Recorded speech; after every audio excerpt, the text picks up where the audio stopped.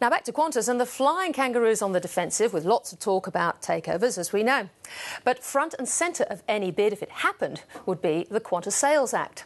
It was introduced by the Keating government in 1992 and imposes an upper limit of 49% foreign ownership, and within that a 35% ownership limit by any one foreign airline. So is the Act a help or a hindrance to Qantas?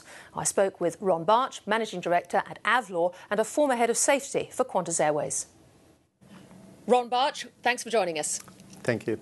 Well, if there were a bid for Qantas, would the Qantas Sales Act be doing what it was set up to do? Not really, because the ultimate objective of the Qantas Sales Act was, ironically, to protect Qantas from international competition, and in effect it's really had the opposite effect.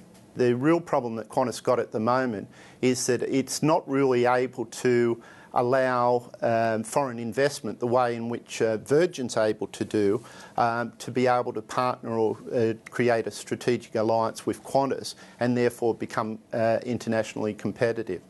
So, in some ways, when I look at Virgin and the restructure that they have gone through, competitively, they're in a much better place.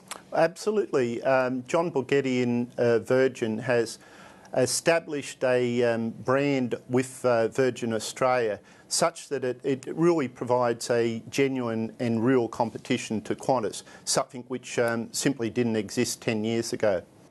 Now, I guess any bidder looking at taking over Qantas and keeping Qantas as a going concern would have a lot of problems with Qantas International. The international business must be a bit of a poison pill. Well, absolutely. It really is dragging the whole of the Qantas group down.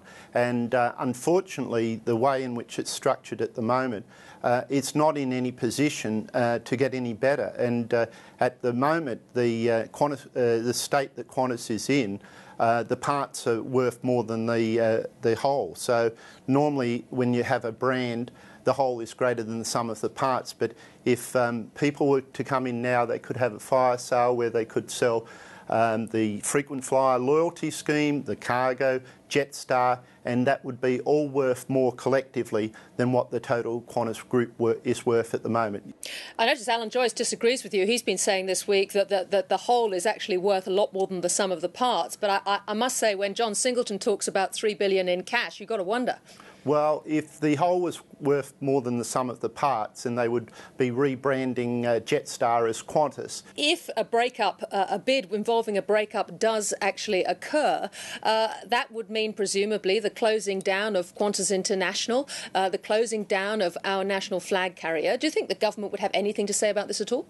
Well, they can't have it both ways. The Qantas Sales Act is there to protect it, but I read with interest over the weekend that was described as though the government and the general public, in seeing Qantas as an icon, is loving the poor little kangaroo to death. Qantas is privatised and it's out there to compete.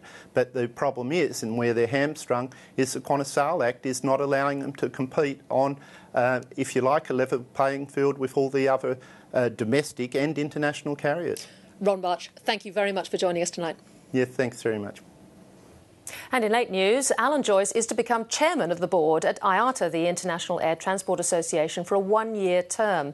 That's over and above his rather busy job piloting Qantas.